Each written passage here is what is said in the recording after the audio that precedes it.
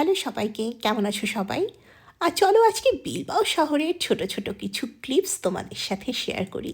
আমরা সাধারণত স্পেনে আসার পর সবসময় কান্ট্রি সাইডের দিকেই থেকেছি। শহরে খুব একটা যাওয়া হয় না। যদি কোনো কারণে কিছু প্রিয় সবজি কিংবা কিছু মশলা কিনতে হয় তখনই যাই, খুবই অল্প সময়ের জন্য। আর সেদিন জয়ন্ত টুকটাক কিছু কেনাকাটা করেছিল, তাই বিলবাওতে গিয়েছিলাম।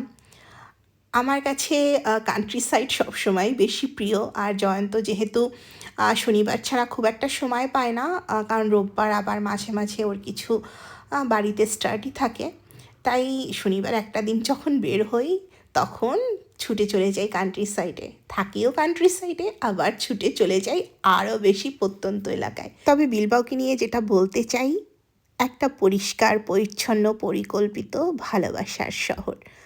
একদিকে পাহাড়, একদিকে সমুদ্র, আর তার মাঝখানে গড়ে ওঠা সুন্দর একটি শহর। তবে যেটা না বললেই নয়, জয়ন্তর ইউনিভার্সিটির ল্যাবের কাছে যখন অ্যাপার্টমেন্ট খুঁজে পাচ্ছিলাম না, তখন এখানে 3 মাসের মতো ছিলাম।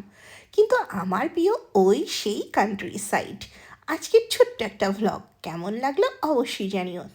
Thanks a lot.